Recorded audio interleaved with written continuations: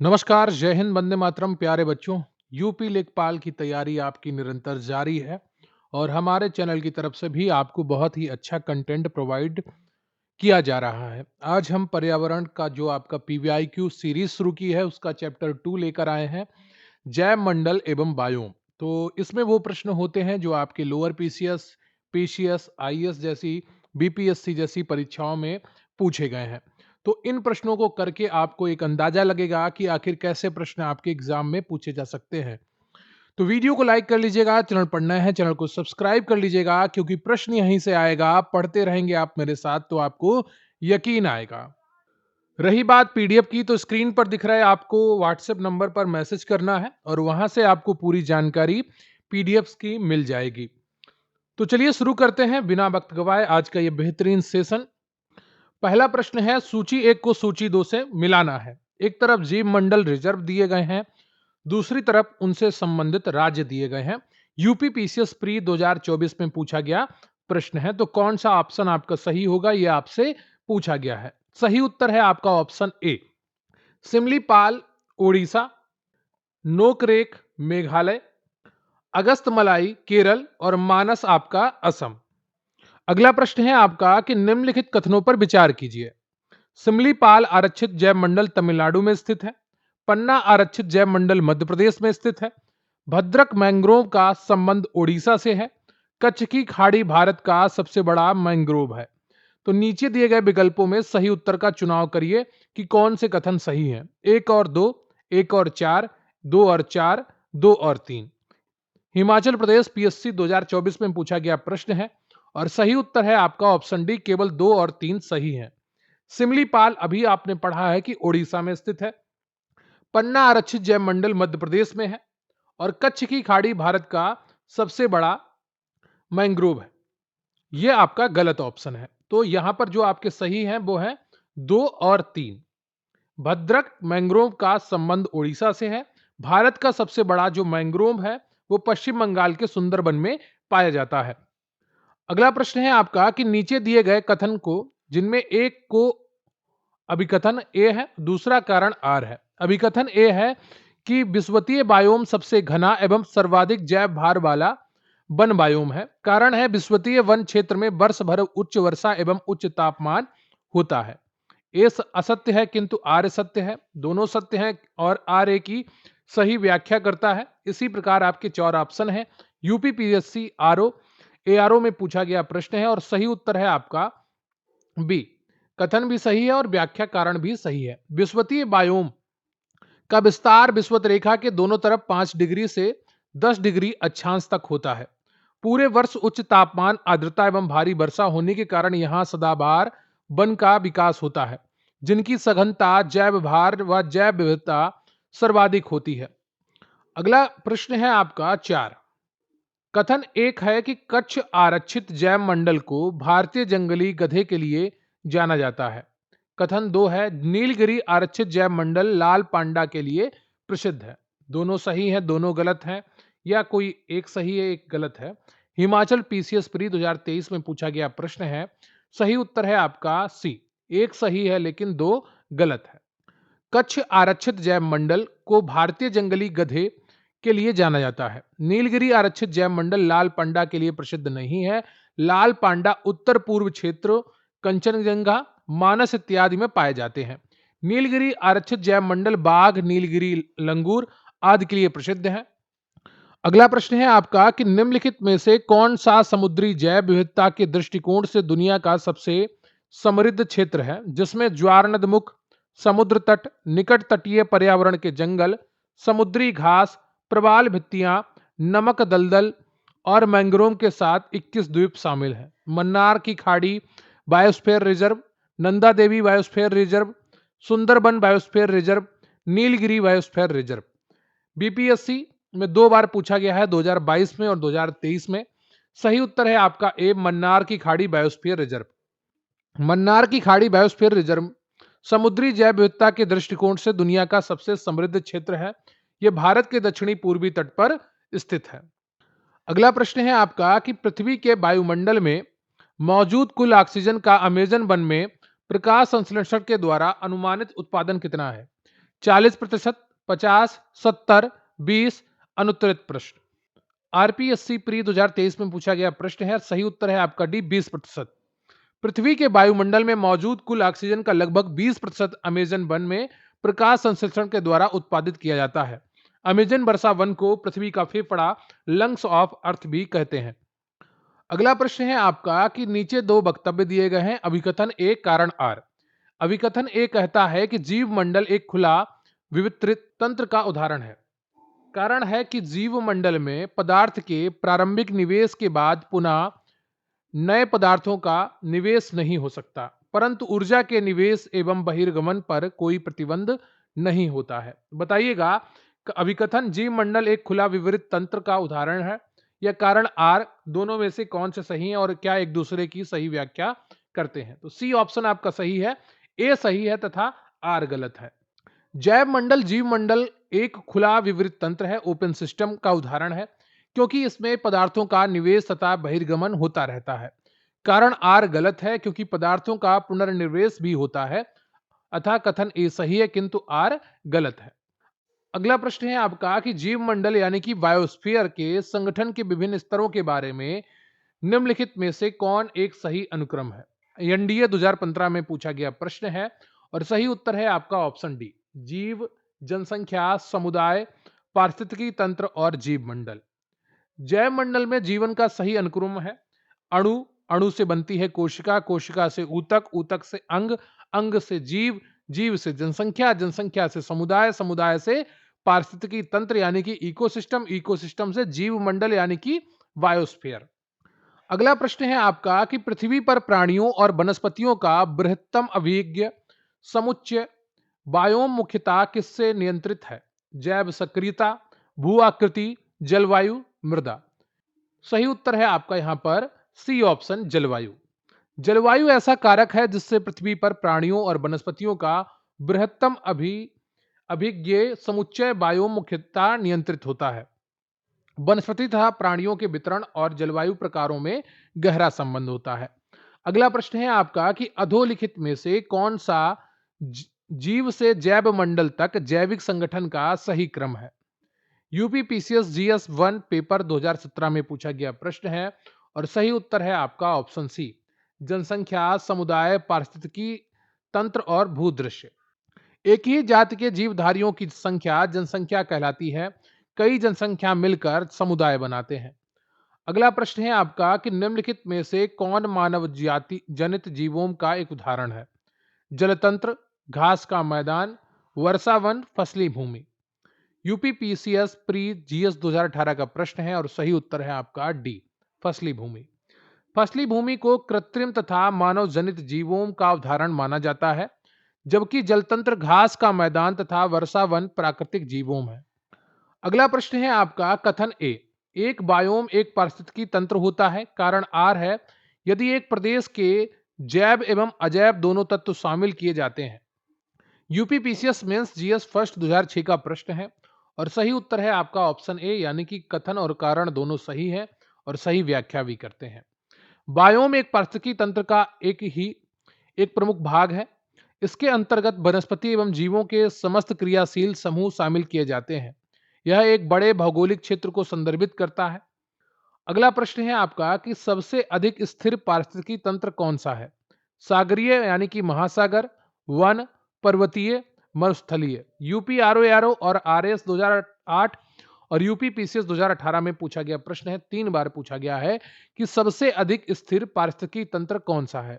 सही उत्तर हो जाता है आपका ऑप्शन ए, सागरीय। सबसे स्थिर पारिस्थितिकी तंत्र मोस्ट स्टेबल इकोसिस्टम महासागर को माना जाता है। अगला प्रश्न है आपका कि किस पर्यावरण में जैव द्रव्यमान का वार्षिक उत्पादन न्यूनतम होता है? यूपी पीसीएस प्री जीएस 2000 का प्रश्न है, गहरे सागर, प्रियरी, पतझड़ी वन या टैगा। सही उत्तर है आपका ऑप्शन ए, गहरे सागर। डीप ओशियन के पर्यावरणीय क्षेत्र में जैव द्रव्यमान का वार्षिक उत्पादन न्यूनतम यानी नगण्य होता है। अगला प्रश्न है आपका कि निम्नलिखित कथनों पर विचार कीजिए। 3 कथन दिए गए हैं। विश्व की सर्वाधिक प्रवाल भित्तियां उष्णकटिबंधीय सागर जलों में मिलती हैं। विश्व की 1/3 से अधिक प्रवाल भित्तियां ऑस्ट्रेलिया, इंडोनेशिया और फिलीपींस के राज्य क्षेत्रों में स्थित हैं। उष्णकटिबंधीय वर्षा वनों की अपेक्षा प्रवाल भित्तियां कहीं अधिक संख्या में जंतु संघों का परपोषण करती हैं। उपयुक्त में कथनों में से कौन सा सही है, यह आपसे पूछा गया है। केवल एक, दो, तीन, एक और तीन, एक, दो, तीन। यूपीएससी आईएएस प्री 2018 का प्रश्न है। सही उत्तर है आपका डी, तीनों कथन आपके सही हैं। प्रवाल मुख्य रूप से उष्णकटिबंधीय महासागरों में पाए जाते हैं। विश्व की एक तिहाई से अधिक प्रवाल भित्तियां ऑस्ट्रेलिया, इंडोनेशिया और फिलीपींस में स्थित हैं। प्रवाल भित्तियां उष्णकटिबंधीय वर्षा वनों की अपेक्षा अधिक जैव विविधता को आश्रय देती हैं, अतः सभी कथन सही हैं। अगला प्रश्न है आपका कि विश्व की विशालतम बैरियर रीफ प्रणाली कहाँ स्थित है। पूर्वी ऑस्ट्रेलियाई तट, पश्चिमी ऑस्ट्रेलियाई तट, उत्तरी ऑस्ट्रेलियाई तट, दक्षिण ऑस्ट्रेलियाई तट। सीडीएस एग्जाम 2020 का प्रश्न है और सही उत्तर है आपका ऑप्शन ए। विश्व की विशालतम बैरियर रीफ प्रणाली ऑस्ट्रेलिया के उत्तर पूर्वी तट पर स्थित है। अगला प्रश्न है आपका कि निम्नलिखित में से कौन सा प्रवाल भित्ति द्वीप नहीं है। Great barrier reef Australia, rainbow reef Fiji, Swaraj द्वीप भारत, क्यूसू द्वीप जापान। सही उत्तर है आपका ऑप्शन डी, क्यूसी द्वीप जापान। क्यूसी जापान के प्रमुख द्वीपों में से सबसे दक्षिणी द्वीप है। यह प्रवाल द्वीप नहीं है। Great barrier reef, rainbow reef और स्वराज द्वीप अंडमान निकोबार प्रवाल भित्ति से संबंधित है। अगला प्रश्न है आपका कि निम्नलिखित में से किस क्षेत्र में प्रवाल भित्ति नहीं पाई जाती है। कैम्बे की खाड़ी, मन्नार की खाड़ी, कच्छ की खाड़ी, लक्षद्वीप और मिनिकॉय द्वीप। उपयुक्त में से कोई नहीं, उपयुक्त में से एक से अधिक। 65th बीपीएससी प्री 2019 का प्रश्न है और सही उत्तर है आपका ऑप्शन ए, कैम्बे की खाड़ी। भारत में मन्नार की खाड़ी, कच्छ की खाड़ी, लक्षद्वीप और अंडमान निकोबार द्वीप समूह में प्रवाल भित्तियां पाई जाती हैं। कैम्बे की खाड़ी में, जिसे खंबात की खाड़ी कहते हैं, वहां पर प्रवाल नहीं पाए जाते हैं। अगला प्रश्न है आपका कि निम्न में से कौन प्रवाल विरंजन में सर्वाधिक महत्वपूर्ण कारक है। प्रवाल शैलों का खनन, प्रवाल रोगों का फैलना, सागरीय जल में अवसादों का जमाव, वैश्विक उष्मन। तो प्रवाल विरंजन में सर्वाधिक महत्वपूर्ण कारक कौन सा है, यह आपसे पूछा गया है। यूपी पीसीएस प्री एग्जाम 2015 का प्रश्न है। सही उत्तर है ऑप्शन डी, वैश्विक उष्मन। प्रवाल विरंजन तब होता है जब मूंगे अपने मूल रंग को खोकर सफेद रंग के हो जाते हैं। यह मुख्यतः वैश्विक उष्मन के प्रभाव से हो रहा है। अगला प्रश्न है आपका कि उष्णकटिबंधीय पतझड़ी वन बायोम के क्षेत्रों में निम्नलिखित में से क्या नहीं आता है। नियोट्रॉपिक्स मुख्यतः वेस्ट इंडीज, इंडो मलेशियाई क्षेत्र मुख्यतः दक्षिण और दक्षिण पूर्व एशिया में भूमध्य रेखीय सदापर्णी वर्षा वन क्षेत्रों को छोड़कर। पूर्वी अफ्रीका और उत्तरी ऑस्ट्रेलिया, उत्तरी अमेरिका मुख्यतः दक्षिणी पश्चिमी अमेरिका। सीएपीएफ 2019 का प्रश्न है। सही उत्तर है आपका ऑप्शन डी, उत्तरी अमेरिका मुख्यतः दक्षिण पश्चिमी अमेरिका। उष्णकटिबंधीय पर्णपाती वन मानसूनी जलवायु वाले क्षेत्रों में पाया जाता है। उत्तरी अमेरिका का दक्षिण पश्चिमी भाग इस बायोम के अंतर्गत नहीं आता है। अगला प्रश्न है आपका कि निम्नलिखित में से कौन सा एक प्रवाल भित्ति कोरल रीफ के महत्व को स्पष्ट नहीं करता है।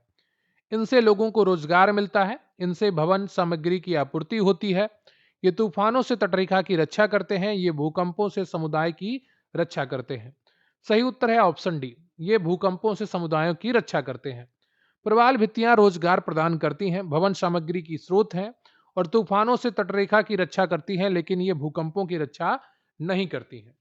अगला प्रश्न है आपका कि निम्नलिखित प्राकृतिक प्रदेश में से किसे बड़े शिकारों की भूमि के नाम से जाना जाता है।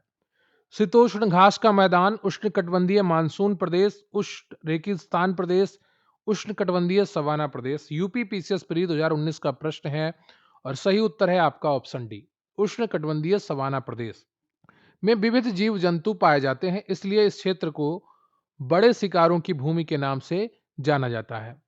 अगला प्रश्न है आपका कि निम्नलिखित जंगलों में से कौन सा जंगल पृथ्वी ग्रह के फेफड़ों के रूप में जाना जाता है। आप सभी ने अभी इसके बारे में पढ़ा है। सी ऑप्शन, अमेजन वर्षा वन पृथ्वी के फेफड़ों के रूप में जाने जाते हैं। आरएएस आरटीएस प्री जीएस 2015 का प्रश्न है, क्योंकि ये विश्व का लगभग 20% ऑक्सीजन पैदा करते हैं। अगला प्रश्न है आपका कि जैविक समुदायों के अंतर्गत कुछ जातियां बड़ी संख्या में अन्य जातियों की समुदाय में बनी रहने की क्षमता को निर्धारित करने में महत्वपूर्ण होती हैं। ऐसी जातियों को कहते हैं मूलाधार कीस्टोन जातियां, विस्थानिक जातियां, एक स्थानीय जातियां, संकटापन्न जातियां। आईएएस प्री 2000 का प्रश्न है और सही उत्तर है आपका ऑप्शन ए, मूलाधार यानी कि कीस्टोन जातियां, ऐसी जातियां जो किसी समुदाय में प्रचुरता तथा जैव भार की अल्पता के बावजूद भी सामुदायिक अभिलक्षणों पर अपना प्रभाव दर्शाती हैं, मूलाधार या कीस्टोन प्रजातियां कहलाती हैं। अगला प्रश्न है आपका कि पारिस्थितिकी तंत्र में एक टिकाऊ जैव समूह कहलाता है संक्रमक क्रमिक इकोटोन, अनुक्रम सक्सेशन, चरम अवस्था यानी कि क्लाइमैक्स, क्रमकी यानी कि सिरल। तो पारिस्थितिकी तंत्र में एक टिकाऊ जैव समूह क्या कहलाता है, ये आपसे पूछा गया है। यूपीपीसीएस 2002 का प्रश्न है। सही उत्तर है आपका यहाँ पर सी, चरम अवस्था। पारिस्थितिकी तंत्र में टिकाऊ जैव समूह को चरम अवस्था यानी कि क्लाइमैक्स कहते हैं। यह स्थिर दशा को प्राप्त समुदाय होता है। अगला प्रश्न है आपका कि हेकिस्टोर्थम पौधे हैं जो उगते हैं तेज प्रकाश में, अधिक ताप पर, बहुत कम ताप पर, बहुत कम प्रकाश में। यूपी लोअर प्री जीएस 2013 का प्रश्न है। सही उत्तर है आपका ऑप्शन सी। जो पौधे अत्यंत निम्न ताप वाले स्थानों पर उगते हैं हेकिस्टोर्थम पौधे कहलाते हैं। अगला प्रश्न है आपका कि वह विदेशज अपतरण जिसने भारत को मिलाकर विश्व के 5 देशों में खेती, पशु और मानव को प्रभावित किया तथा इतना खतरनाक हो गया कि भारत में हाल ही में उसके प्रबंधन पर एक अंतर्राष्ट्रीय कॉन्फ्रेंस बुलानी पड़ी, जाना जाता है सिंघाड़ा के नाम से, जलकुंभी के नाम से, पार्थेनियम के नाम से, लंटाना के नाम से। यूपी लोअर 1998 का प्रश्न है और सही उत्तर है आपका ऑप्शन सी, पार्थेनियम। यह पौधा पार्थेनियम के नाम से जाना जाता है, जिसे गाजर घास भी कहते हैं। यह एक खतरनाक खरपतवार है, इससे खुजली जैसे रोग भी होते हैं। अगला प्रश्न है आपका कि यदि आप हिमालय से होकर यात्रा करते हैं तो आपको वहां निम्नलिखित में से किन पादपों को प्राकृतिक रूप से उगते हुए देखने की संभावना है? बांज, बुरुंश, चंदन। आईएएस प्री 2014 का प्रश्न है। सही उत्तर है आपका ऑप्शन ए, केवल 1 और 2, बाज और बुरुंश। हिमालय में बांज और बुरुंश पाए जाते हैं। चंदन के वृक्ष दक्षिण भारत में, महाराष्ट्र, कर्नाटक, तमिलनाडु में पाए जाते हैं। अगला प्रश्न है आपका कि निम्नलिखित में से कौन सा जैविक मूल है? मूंगा, पन्ना, माणिक, पुखराज। तो कौन सा जैविक मूल का है? उत्तराखंड पीसीएस प्री 2009-10 में पूछा गया प्रश्न है। सही उत्तर है आपका ऑप्शन ए। मूंगा जैविक मूल का है क्योंकि यह छोटे छोटे जलीय जीवों द्वारा बनाया जाता है। पन्ना, माणिक और पुखराज खनिज है। अगला प्रश्न है आपका कि निम्नलिखित में से कौन से एक मद समूह में सिर्फ जैव निम्नीकरण मदे हैं? सही उत्तर है आपका ऑप्शन बी, काष्ठ, घास, चर्म। काष्ठ यानी कि वुड, घास यानी कि ग्रास, चर्म यानी कि लेदर। जैव निम्नीकरणीय बायोडिग्रेडेबल है। प्लास्टिक और पॉलीस्टाइन अजैव निम्नीकरणीय है। अगला प्रश्न है आपका कि लाइकेन जो एक नग्न चट्टान पर भी पारिस्थितिकी अनुक्रम को प्रारंभ करने में सक्षम है, वास्तव में किनके सहजीवी सहचर्य हैं? शैवाल और जीवाणु, शैवाल और कवक, जीवाणु और कवक, कवक और मांस। आईएएस प्री 2014 का प्रश्न है और सही उत्तर है आपका बी, शैवाल और कवक। लाइकेन शैवाल और कवक के सहजीवी सहचर्य होते हैं। अगला प्रश्न है आपका कि निम्नलिखित समूहों में से किन में ऐसी जातियां होती हैं जो अन्य जीवों के साथ सहजीवी संबंध बना सकती हैं?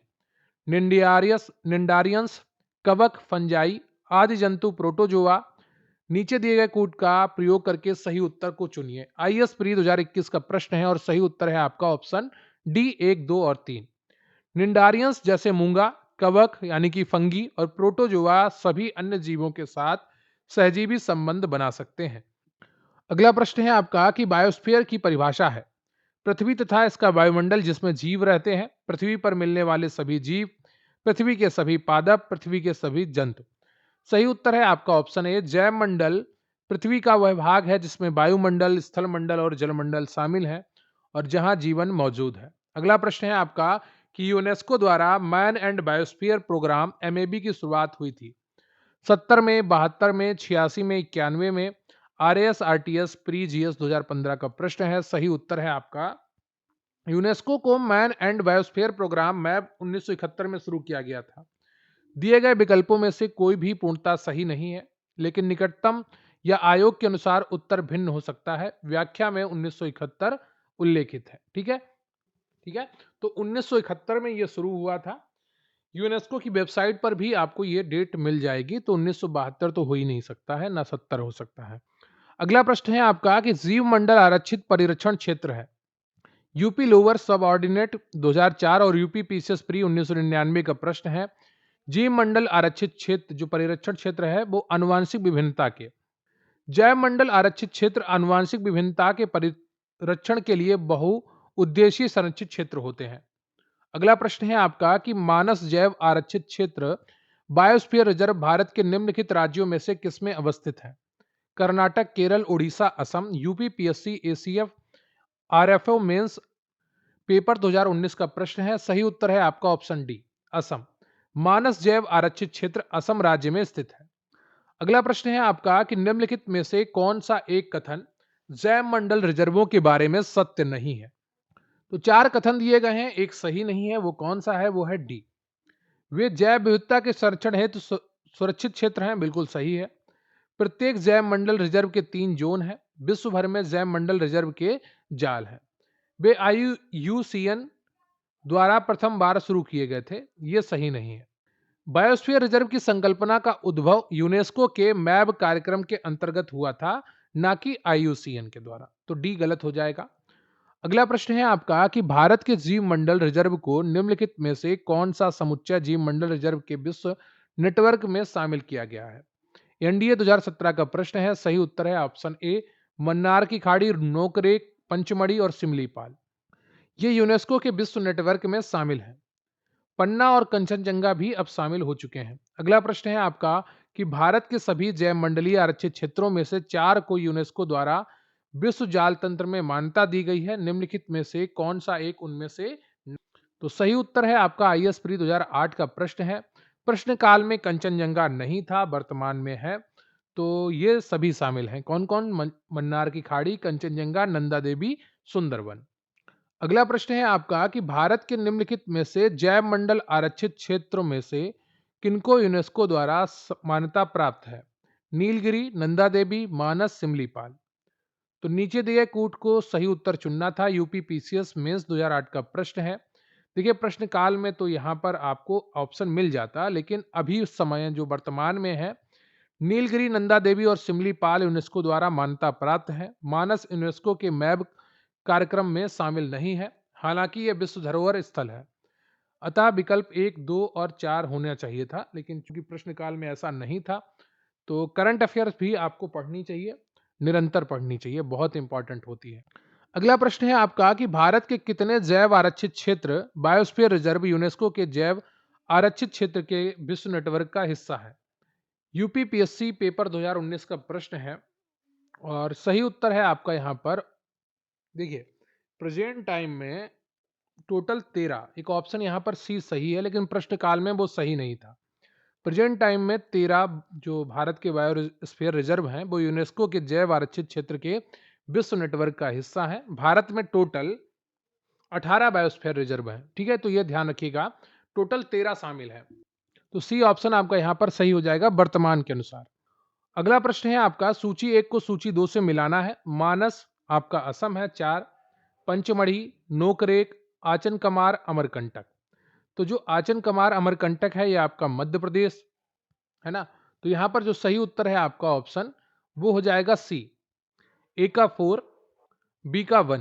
पंचमढ़ी मध्य प्रदेश में केवल, नोकरेक हो जाएगा आपका मेघालय, आचन कमार अमरकंटक आपका मध्य प्रदेश एवं छत्तीसगढ़।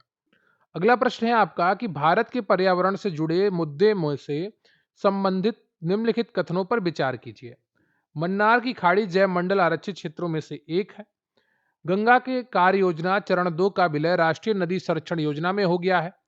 नई दिल्ली स्थित राष्ट्रीय प्राकृतिक इतिहास संग्रहालय पर्यावरण और संरक्षण से संबंधित अनौपचारिक शिक्षा प्रदान करता है। पर्यावरणीय सूचना प्रणाली ENBIS पर्यावरणीय सूचना के लिए एक विकेंद्रीकृत सूचना नेटवर्क के रूप में कार्य करती है।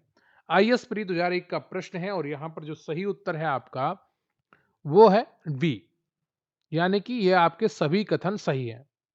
अगला प्रश्न है आपका कि एक जीव भौगोलिक क्षेत्र जो जैव विविधता का महत्वपूर्ण भंडार है और जिसे मानव द्वारा खतरा है, क्या कहलाता है? जीव संकटग्रस्त क्षेत्र, जैव विविधता तप्त स्थल, जैव विविधता भंडार, पर्यावरणीय संकट स्तर संकटग्रस्त क्षेत्र एनडीए 2011 में पूछा गया प्रश्न है।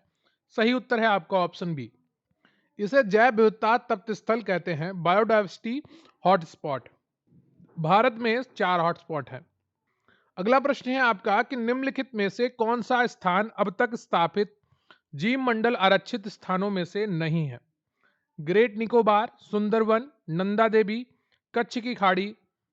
1995 का प्रश्न है। सही उत्तर है आपका प्रश्नकाल में कच्छ की खाड़ी जैव मंडल आरक्षित क्षेत्रों में से शामिल नहीं थी, लेकिन कच्छ का रण अब एक बायोस्फीयर रिजर्व है और भारत में टोटल 13 बायोस्फीयर रिजर्व हैं। ये बात 18 है, जिसमें से 13 यूनेस्को के हिस्सा हैं। अगला प्रश्न है आपका कि भारत के निम्नलिखित में से किस राज्य में नीलगिरी बायोस्फीयर रिजर्व जैव मंडल आगार का विस्तार नहीं है?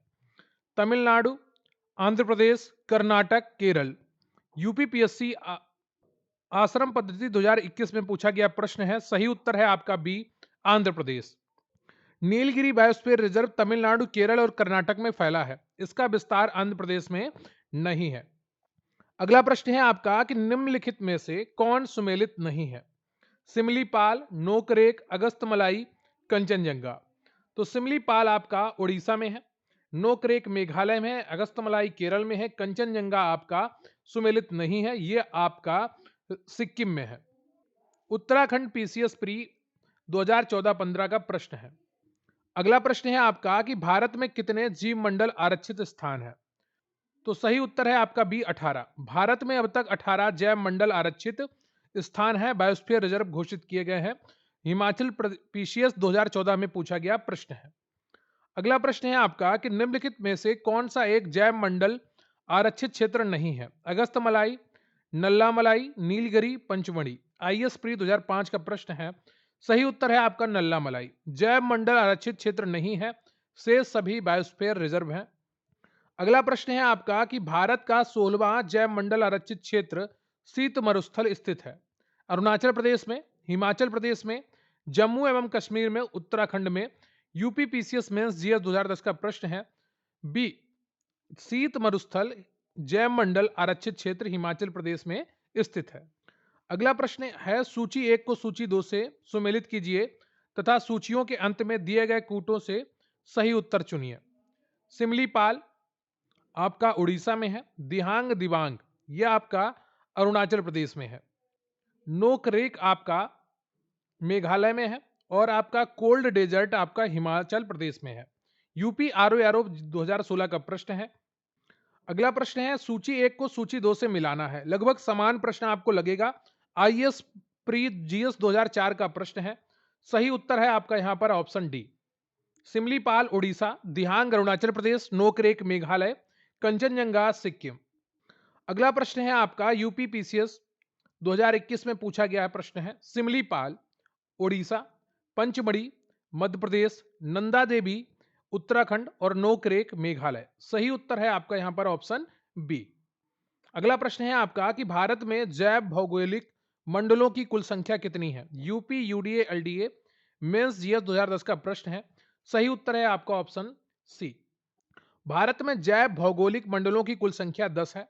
इसमें ट्रांस हिमालयी क्षेत्र, मरुस्थलीय क्षेत्र, अर्ध शुष्क क्षेत्र, पश्चिमी घाट क्षेत्र, दक्कन का पठारी क्षेत्र, गंगा का मैदानी क्षेत्र, उत्तर पूर्वी क्षेत्र, तटीय क्षेत्र और द्वीपीय क्षेत्र शामिल है। अगला प्रश्न है आपका कि भारत के निम्नलिखित जैव मंडल रिजर्व में कौन गारो पहाड़ियों पर फैला हुआ है? नोकरेक, अगस्तामलाई, दिहांग दिबांग, नंदा देवी। यूपी कानून गो एग्जाम 2015 में पूछा गया प्रश्न है। कानून गो लेखपाल से जस्ट ऊपर की पोस्ट होती है और सही उत्तर है आपका यहां पर ऑप्शन ए, नोकरेक। नोकरेक राष्ट्रीय उद्यान भारत के मेघालय राज्य के गारो पहाड़ियों में फैला हुआ है। यूनेस्को ने इसे उद्यान को मई 2009 में बायोस्फीयर रिजर्व के अपने वैश्विक नेटवर्क में शामिल किया है। अगला प्रश्न है आपका कि नोकरेक आरक्षित जैव मंडल अवस्थित है? तमिलनाडु में, उड़ीसा में, असम में, मेघालय में। एनडीए 2012 यूपी लोअर 2016 का प्रश्न है और सही उत्तर है आपका मेघालय में ऑप्शन डी। यह मेघालय राज्य के गारो हिल्स में स्थित है। यह क्षेत्र विविधता और दुर्लभ प्रजातियों के लिए प्रसिद्ध है। अगला प्रश्न है आपका कि मानव एवं जैव मंडल कार्यक्रम प्रारंभ किया गया था? यूनिसेफ द्वारा, यूनेस्को द्वारा, आईएमएफ द्वारा, डब्ल्यूएचओ द्वारा। यूपीपीएससी जीएस 2017 का प्रश्न है। शुरू किया गया था यूनेस्को द्वारा 1971 में। मानव एवं जैव मंडल कार्यक्रम मैब। अगला प्रश्न है आपका कि निम्नलिखित में से कौन सा अगस्त्यमाला जीव मंडल रिजर्व में आते हैं? नेयार, पेपारा और सिरदूनी वन्य प्राणी अभ्यारण्य और कलाकंड मुंडनथुराई वार्ग रिजर्व, या मुदुमलाई, सत्यमंगलम और वायनाड वन्य प्राणी अभ्यारण्य, या कौंडिन्य कुंडला ब्रह्मेश्वरम और पापीकोंडा वन्य प्राणी अभ्यारण्य और Mukurthi national park. IAS pre 2019 का प्रश्न है। सही उत्तर है आपका ऑप्शन ए। अगस्त्यमाला जीव मंडल रिजर्व की सीमा कोल्लम, पत्तनमथिट्टा और तिरुवनंतपुरम जिलों में केरल तथा तिरुनेलवेली, कन्याकुमारी जिलों कर्नाटक में स्थित विस्तृत है। इसमें नेयार, पेपारा और सिरदूनी वन्य प्राणी अभ्यारण्य और कालाकंड मुंडनथुराई वार्ग रिजर्व शामिल है। जो बाघ रिजर्व है वो भी शामिल है इसमें। अगला प्रश्न है आपका कि निम्नलिखित में से कौन सा स्थल वनस्पति संरक्षण हेतु स्वस्थानीय पद्धति नहीं है? जीव मंडल आरक्षित क्षेत्र, बायोस्फीयर रिजर्व, वनस्पति उद्यान, राष्ट्रीय पार्क, वन्य प्राणी अभ्यारण्य। आईएएस प्री 2011 का प्रश्न है और सही उत्तर है ऑप्शन बी, वनस्पतिक उद्यान। वनस्पति संरक्षण हेतु वनस्पति उद्यान स्वस्थानीय पद्धति के अंतर्गत नहीं बल्कि बाह्य स्थान के अंतर्गत आते हैं, जबकि जीव मंडल आरक्षित क्षेत्र में राष्ट्रीय पार्क, वन्य प्राणी अभ्यारण्य स्वस्थानीय संरक्षण के अंतर्गत आते हैं, जो जितने भी हैं ये। अगला प्रश्न है आपका कि जीव मंडल रिजर्वों के विषय में निम्नलिखित में से कौन सा एक कथन सही नहीं है? सीडीएस 2010 का प्रश्न है और यहां पर जो कथन सही है पहले उनको देख लेते हैं। 1973 में यूनेस्को ने मानव और जीव मंडल पर एक विश्वव्यापी कार्यक्रम चालू किया था। जीव मंडल रिजर्व में पारिस्थितिकी संरक्षण पर अनुसंधान को प्रोत्साहन देते हैं। नंदा देवी जीव मंडल रिजर्व मध्य प्रदेश में स्थित है, जो बिल्कुल गलत है। जीव मंडल रिजर्व पारितंत्रों में अनुवांशिक विविधता के परिरक्षण के लिए बहुउद्देशीय संरक्षित क्षेत्र है। सही है आपका सी, यहां पर ऑप्शन सही होगा, जो कि गलत है। देखिए, नंदा देवी जीव मंडल रिजर्व 1988 उत्तराखंड राज्य में स्थित है, ना कि मध्य प्रदेश में। मैब कार्यक्रम की शुरुआत जो हुई थी वो 1971 में हुई थी, ना कि 1973 में, जो तकनीकी रूप से गलत लिखा है, लेकिन सी पूरी तरीके से गलत है। ठीक है, तो यहां पर दो ऑप्शन गलत थे, लेकिन आपको एक तकनीकी रूप से सही शुरू करना चुनना था, तो वो सी है जो पूर्ण रूप से गलत है, और यहां पर 1971 सही होता ए ऑप्शन में। अगला प्रश्न है आपका कि नंदा देवी बायोस्फीयर रिजर्व निम्नलिखित में से किस राज्य में स्थित है? बिहार, उत्तराखंड, उत्तर प्रदेश, उड़ीसा। सही उत्तर है आपका बी, उत्तराखंड। अभी अभी आपने पढ़ा है, यूपीपीएससी मेंस 2020 का प्रश्न है। अगला प्रश्न है आपका सूची 1 को सूची 2 से मिलाना है। नोकरेक आपका मेघालय में है, मानस आपका असम में है, दिहांग दिवांग आपका अरुणाचल प्रदेश में है, अगस्त मलाई आपका केरल में है। यूपी पीसीएस 2013 का प्रश्न है। यहां पर देखिए, आपको एक यहां पर लग रहा होगा कि 3 2 4 1 कैसे मारे, तो यहां पर ऊपर ए, यहां 2 के ऊपर बी और 4 के ऊपर सी और 1 के ऊपर डी माने। ठीक है, ये यहां पर लिखा नहीं गया है, लेकिन ये इसी प्रकार से ऑप्शन आते हैं। तो ये आपका सही सुमेलन मैंने आपको बता दिया है, बी विकल्प आपका सही है। अगला प्रश्न है आपका कि क्षेत्रफल की दृष्टि से निम्नलिखित जीव मंडल संरक्षण क्षेत्रों का घटता हुआ क्रम क्या है? सीजीपीएससी प्री 2020 का प्रश्न है। सही उत्तर है आपका यहाँ पर क्षेत्रफल वर्ग किलोमीटर की घटता जो क्रम है, मन्नार की खाड़ी में 10,500 वर्ग किलोमीटर है, सुंदरबन का क्षेत्रफल है 9,630 वर्ग किलोमीटर, पंचमढ़ी का है 4,926 वर्ग किलोमीटर और कंचनजंगा का क्षेत्रफल है 2,619.92 वर्ग किलोमीटर। अगला प्रश्न है आपका सूची 1 को सूची 2 से मिलाना है। भारत में संरक्षित क्षेत्र दिए गए हैं, वर्ष 2018 में उनकी संख्या दी गई है। तो प्रश्नकाल 2018 के अनुसार जो आंकड़े हैं, फरवरी 2025 के अनुसार मैं आपको बताता हूं। सामुदायिक रिजर्व 220 हैं, कंजर्वेशन रिजर्व 145 हैं, राष्ट्रीय पार्क 106 हैं और वन्य जीव अभ्यारण्य 574 है। ठीक है, ये अपडेटेड आंकड़े हैं, प्रश्नकाल में बहुत पुराना प्रश्न है तो उतनी संख्या अब नहीं है। वर्तमान में वन्य जीव अभ्यारण्य जो है वो 574 है, राष्ट्रीय पार्क 106 है, कंजर्वेशन रिजर्व 145 है और सामुदायिक रिजर्व 220 है। बात करते हैं अगले प्रश्न की। जंगल महल कहलाने वाला क्षेत्र कहां अवस्थित है? यूपी पीसीएस जीएस मेंस 2012 का प्रश्न है। सही उत्तर है आपका ऑप्शन ए, पश्चिम बंगाल। पश्चिम बंगाल राज्य में जंगल महल क्षेत्र स्थित है। राज्य का दक्षिण पश्चिमी भाग पश्चिमी मिदनापुर और बांकुरा पुरुलिया को साहित्यिक रूप से जंगल महल के नाम से जाना जाता है। अगला प्रश्न है आपका कि निम्नलिखित में से कौन एक यूनेस्को द्वारा प्रमाणित क्षेत्रफल की दृष्टि से भारत की बृहत्तम जैव मंडल निधि है? नीलगिरी, नंदा देवी, सुंदरबन, मन्नार की खाड़ी। UP RO ARO mains GS 2013 का प्रश्न है। सही उत्तर है आपका यहाँ पर ऑप्शन डी, मन्नार की खाड़ी। मन्नार की खाड़ी क्षेत्रफल की दृष्टि से भारत की बृहत्तम जैव मंडल निधि है। अगला प्रश्न है आपका कि निम्नलिखित में से कौन सा एक विश्व धरोहर है? नंदा देवी जैव मंडल आरक्षित क्षेत्र, कार्बेट राष्ट्रीय पार्क, राजाजी राष्ट्रीय पार्क, गिर वन। यूपी पीसीएस 2005 और 2008 का प्रश्न है। सही उत्तर है ऑप्शन ए, नंदा देवी जैव मंडल आरक्षित क्षेत्र। यूनेस्को द्वारा जैव मंडल आरक्षित क्षेत्र में वर्ष 2004 में शामिल किया गया है। वर्ष 1988 में नंदा देवी तथा फूलों की घाटी राष्ट्रीय उद्यान को यूनेस्को के विश्व धरोहर में शामिल किया गया है। अगला प्रश्न है आपका कि डिब्रू सैखोवा जैव उद्यान निम्न में से कहां स्थित है? अरुणाचल प्रदेश, असम, मणिपुर, सिक्किम। सही उत्तर है आपका यहां पर ऑप्शन बी, असम में। डिब्रू सैखोवा राष्ट्रीय उद्यान भारत के असम राज्य के डिब्रूगढ़ और तिनसुकिया जिले में स्थित है। इसे जुलाई 1997 में बायोस्फीयर रिजर्व नामित किया गया था। तो ये रहे आपके आज के बेहतरीन इन्वायरमेंट चैप्टर 2 के 69 पीवाईक्यू प्रश्न। उम्मीद करता हूं आपने क्लास को लाइक किया होगा। तो वीडियो को भी लाइक कर लीजिए, चैनल पर नया है चैनल को सब्सक्राइब कर लीजिए। अपने दोस्तों के साथ अपने ग्रुप्स में भी इस वीडियो को शेयर कर सकते हैं और कमेंट करके बताइएगा कि आज का ये बेहतरीन सेशन आपको कैसा लगा। रही बात पीडीएफ की, तो स्क्रीन पर जो आपको व्हाट्सएप नंबर दिख रहा है वहां पर आप व्हाट्सएप मैसेज करके पीडीएफ से जुड़ी हुई जानकारी प्राप्त कर सकते हैं। मात्र 150 रुपए में आपको हमारे चैनल की समस्त पीडीएफ प्राप्त होंगी बिना किसी अतिरिक्त शुल्क के आने वाले किसी भी एग्जाम के लिए। मिलेंगे फिर किसी अन्य वीडियो में, तब तक के लिए जय हिंद, जय भारत। तैयारी करते रहिए और अपना ख्याल रखिए।